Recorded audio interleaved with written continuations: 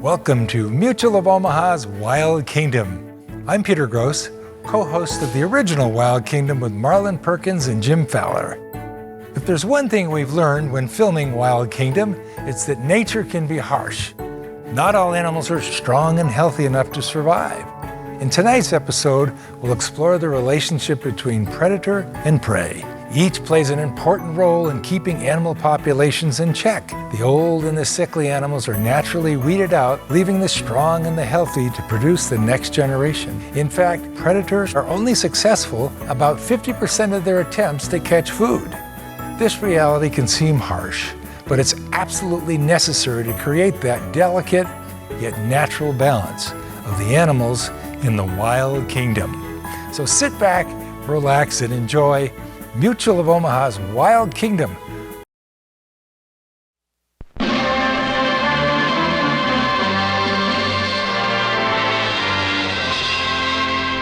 Mutual of Omaha's Wild Kingdom. Mutual of Omaha.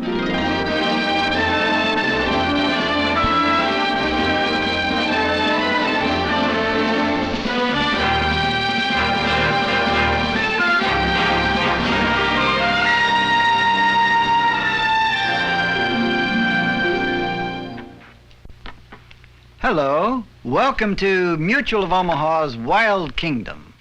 In a world where natural beauty is rapidly disappearing, the Florida Everglades is still a haven for all kinds of animals: deer, alligator, bear, panther, and thousands of birds.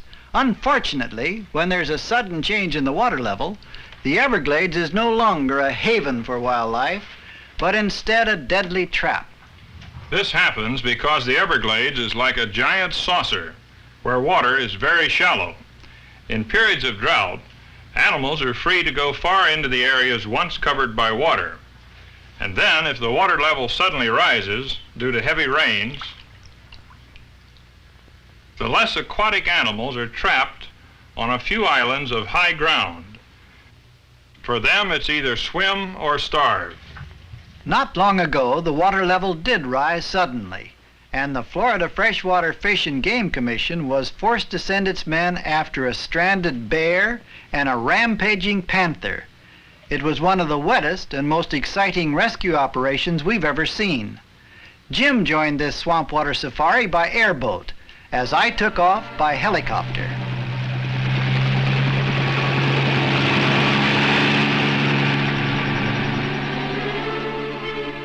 From here, the effects of the floods are sadly visible. There's no solid footing for animals for miles around. With Gerald Fiddler at the controls, our search begins for Jim and the airboats. Something catches my eye, an alteration in course, and there they are.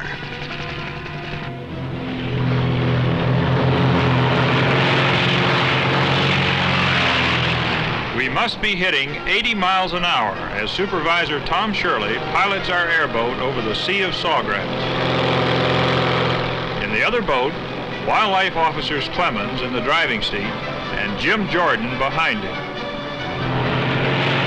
Engines roaring, wind whistling by, our expedition races towards the island where the big panther is stranded.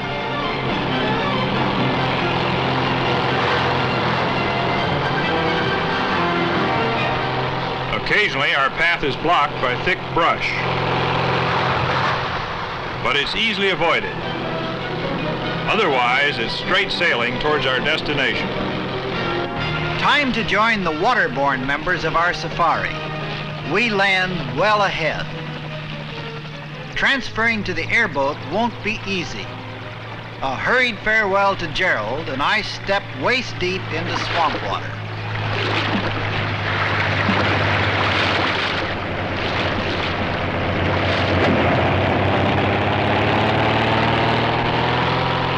From here, it's not far to our destination. And there it is.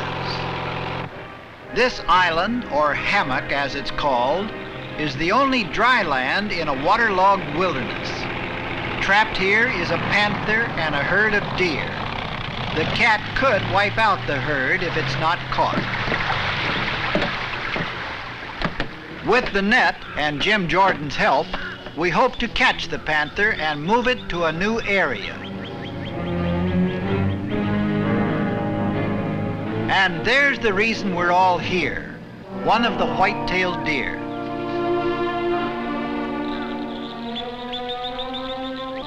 Seeing it makes us even more determined to catch the big cat.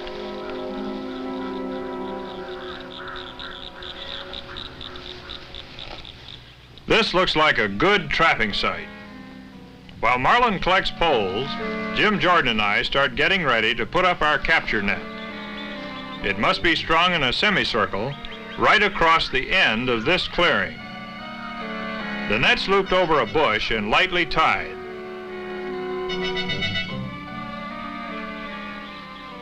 The poles that Marlin has cut will support the center section of the net.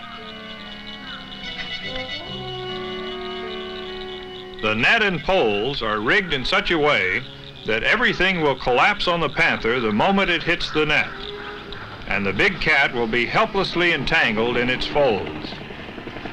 Our copter will help in the drive, but the toughest job's reserved for Jim Jordan, who will beat the bushes and try to herd the panther toward the net. Everything is set. Time to go into hiding where we can watch the action and be ready to act at the right moment.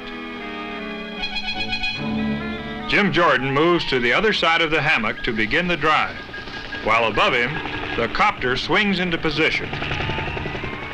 Our attention is caught by a movement nearby.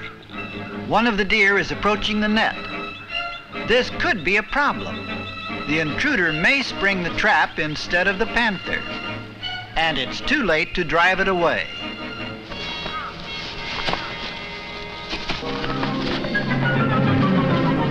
A second one appears, driven by our beaters, as the first one fights to escape. With the net down, the second deer walks through unharmed. It's time to free the deer and reset the net. But freeing a terrified animal from the clinging mesh is no easy task.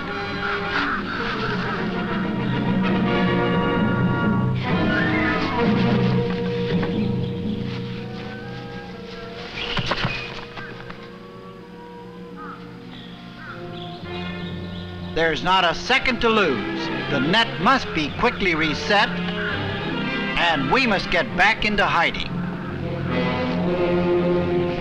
Just in time. Our aerial beater roars overhead, and there's the big cat.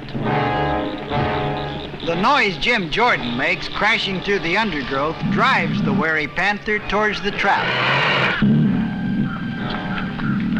Then things start happening very fast. The net doesn't fall. There's nothing we can do. We're helpless. Finally, it falls partway, but we'll have to finish the job ourselves.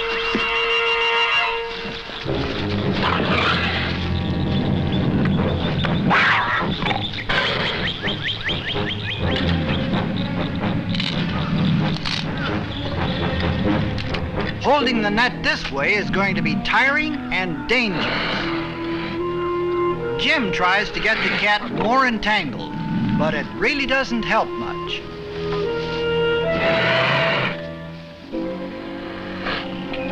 It's a stalemate. All we can do is hold on, keep clear of her teeth and claws, and hope Tom arrives soon with the crate.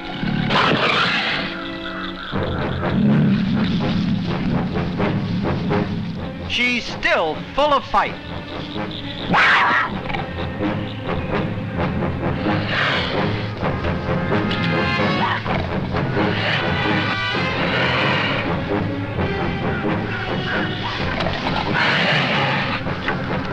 We can't hold on much longer. If help doesn't arrive soon, the cat may escape.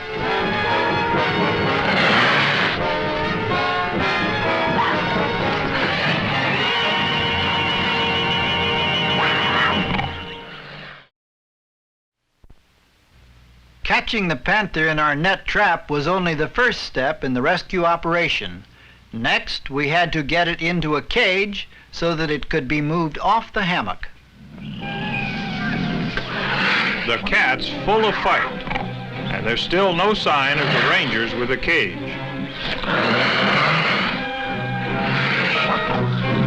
At last, Tom Shirley and Jim Jordan arrive with the cage. Marlin opens the lid while I work the cat closer. This is the tricky part. You have to maneuver her so she'll go straight out of the net and into the box without attacking us. Our cat is caged. Then Jim Jordan says he saw 2 panther kittens. They must belong to this female. We'd better investigate, which means leaving Tom Shirley and Jim to get 150 pounds of panther back to the boats. But Tom and Jim understand. If there are cubs, they can't be left behind. They die without their mother, so it's important to find them immediately. There they are. This will take gloves. 2 appealing little cubs.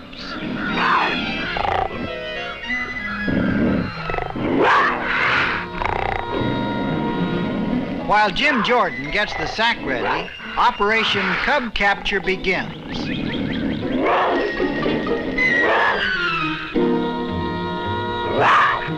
He's as good a fighter as his mother. The claws sprout like thorns when he's in danger.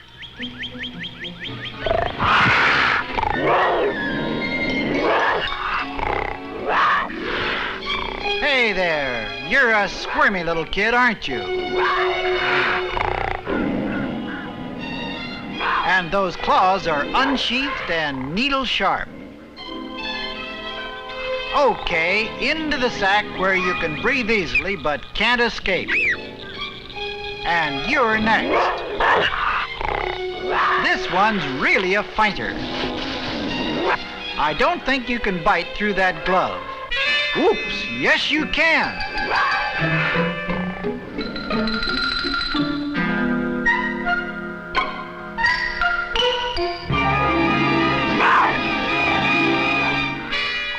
Now you just cut that out.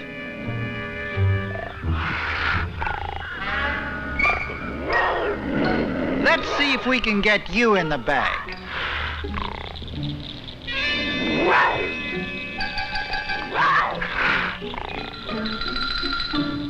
Those are 2 of the cutest cubs we've ever seen.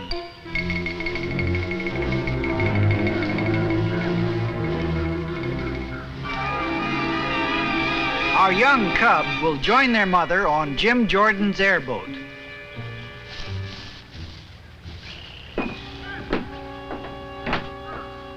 The panthers will be resettled in a new territory. All switches on.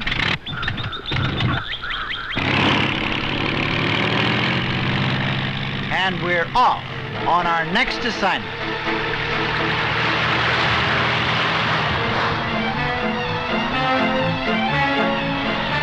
Jim Jordan takes the panthers to their new home, and our airboat continues racing eastward to the rendezvous with George Eddy.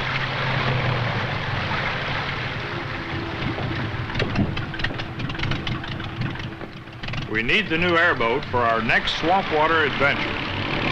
We also need a lot of luck because we're going to try catching a stranded Florida black bear, alive and unharmed.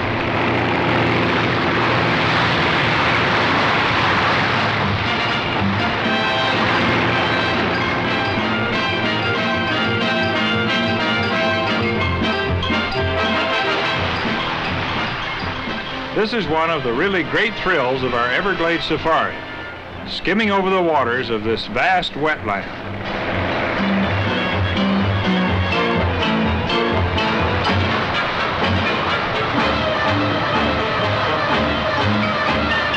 Roaring engines shatter the calm of the wilderness, startling a colony of egrets. The Everglades affords protection to an amazing number of birds. egrets, herons, ibis, spoonbills, and hingas, and many others. This sanctuary helps ensure their continued survival.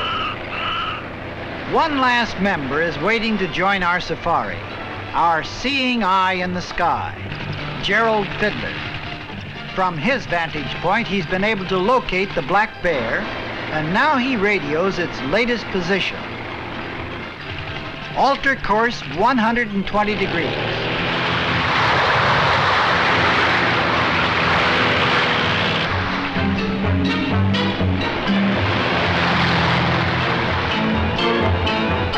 There he is.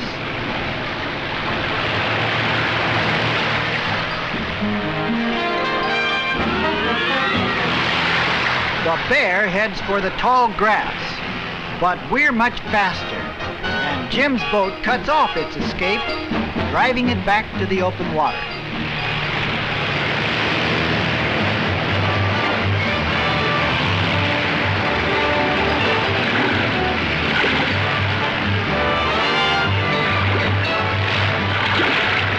He just ducked right out of the lasso. He's not only agile, he's also cunning. But Jim's mighty handy with a rope. It'll take a smart bear to dodge him.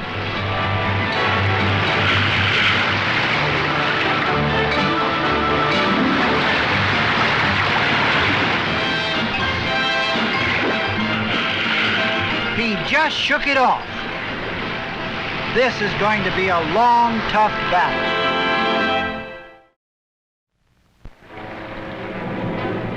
Catching this enormous black bear is going to be one of our toughest assignments.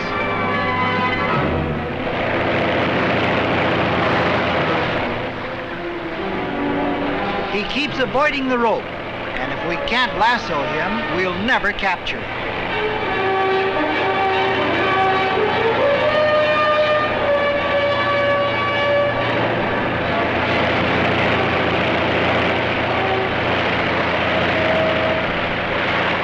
Got him.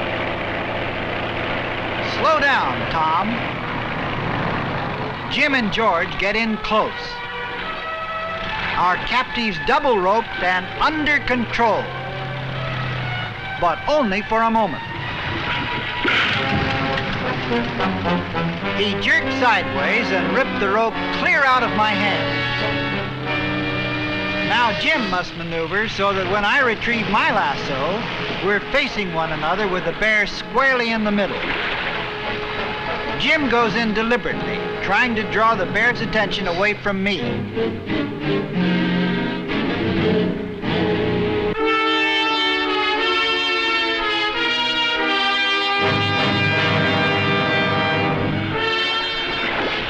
A good tug on Jim's rope drags the big bear back.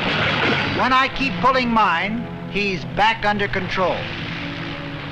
But again, only for a minute. Jim loses his grip on the rope, and I'm in trouble.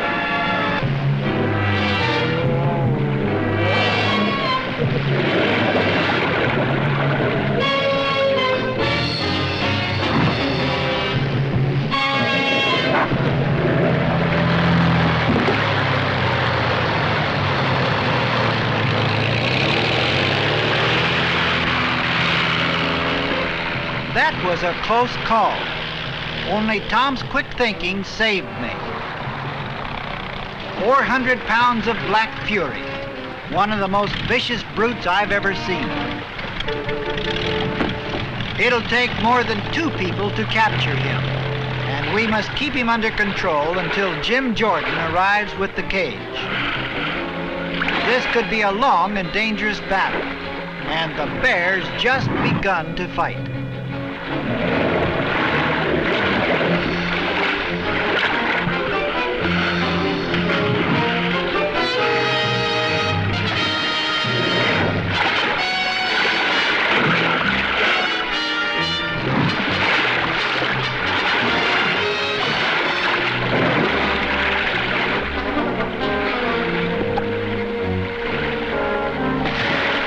Before the bear can damage our rope, he's dragged off his feet by Jim and George.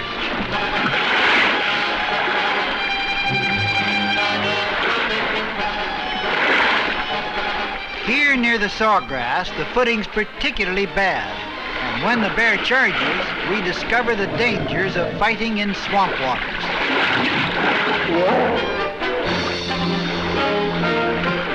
The slippery mud bottom can endanger a man's life.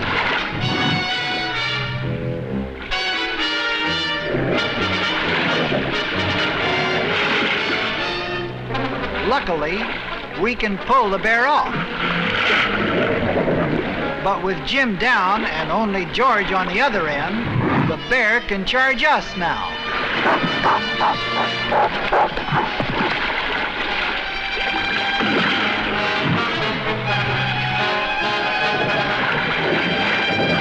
Momentarily, he's distracted and tries to bite through the ropes.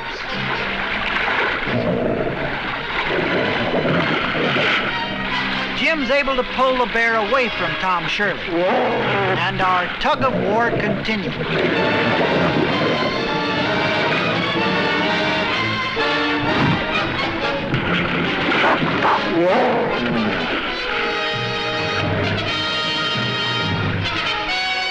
Now the battle rages back in our direction.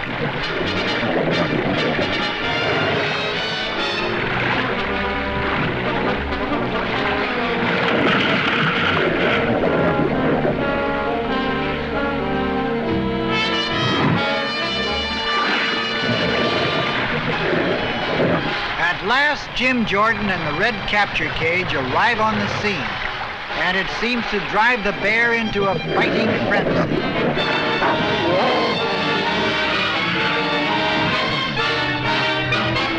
Finally, he's under control. Now our problem is to get our captive into the wooden cage. Much of the fight seems to have gone out of him.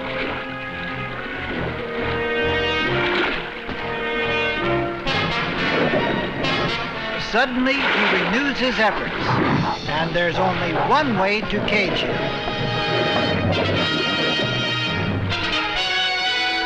That's one place I wasn't going to stay in.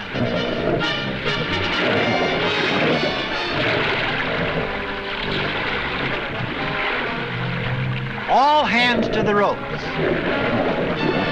One last desperate effort. And finally, our bear is caged. That's one of the toughest captures we've ever made. And still, one final thing must be done. It takes all of us to lift the heavy cage onto the airboat. Our captive will be released in another area where food is plentiful. And then, wet and weary, we'll head for the mainland.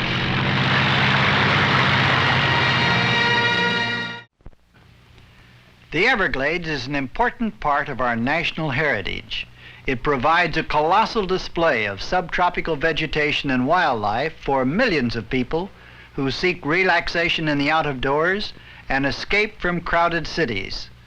Only through the continued efforts of the Florida Freshwater Fish and Game Commission and conservationists everywhere can we erase the threat of drought and flood and save this aquatic wonderland forever as part of the wild kingdom.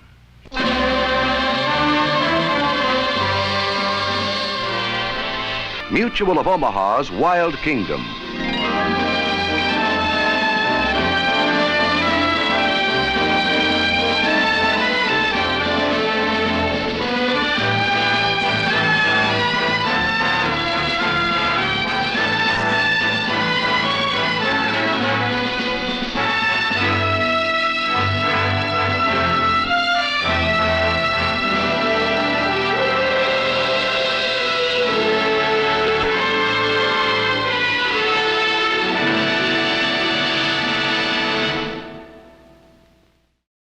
Like what you saw? Follow us on Facebook, Instagram, and YouTube for more exclusive content. And visit our website at wildkingdom.com.